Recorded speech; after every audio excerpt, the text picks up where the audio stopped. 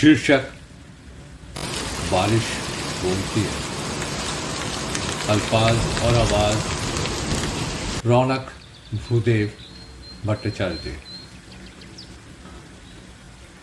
दोपहर की धूप धरती की हथेलियों पर दरारें लिख रही थी। पेड़ चुप थे, पत्ते भी जैसे सांस रोके खड़े थे। चारों ओर एक प्यास ठहरी थी। हर प्यास का अपना मौसम होता है। तभी एक हवा आई, धीरे से पत्तों को छुआ, डालियों के कानों में जाने क्या कहे गई। पूरा वन झूमने लगा, जैसे किसी प्रिय के आने की आहट पहचान ली हो।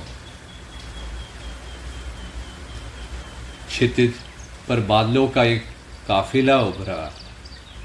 कुछ आगे बढ़ गए, कुछ ठहर गए। तभी समझ आया, हर साथ उम्र भर का नहीं होता।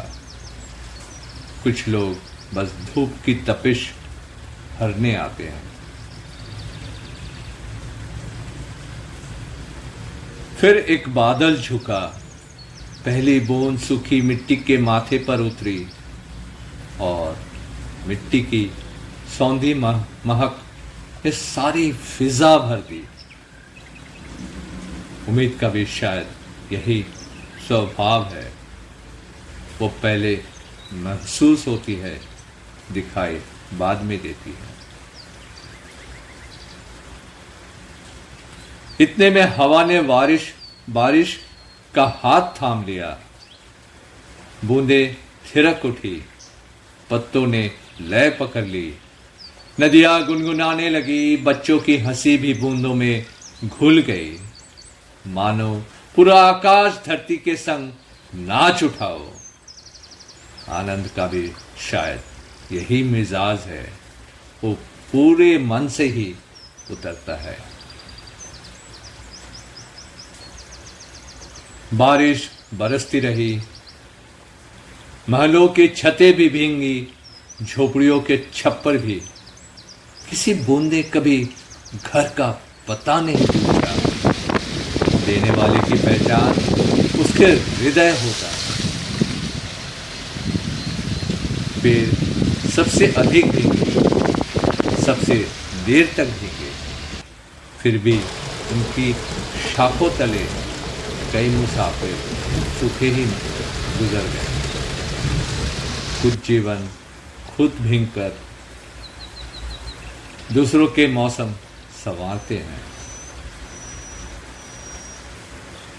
बारिश चली गई थी, पर उसकी आहट पत्तों पर ठहरी चमक में, मिट्टी की महकती खुशबू में, नदियों के गुनगुनाते गीतों में देर तक धरती की धड़कनों में बसती रही। कुछ रुखसतियां जुदा नहीं होती। मैं तो लौट आया, पर लगा कुछ बूंदे कपड़ों पर नहीं, मन की तहों पे ठहर गई। तब से जब भी बारिश होती है, मैं छाता जरूर खोलता हूं, पर मन को भीगने देता हूं, मन को भीगने देता हूं। शुक्रिया, आभार। रौनक भूदेव भट्टाचार्य। नमस्कार।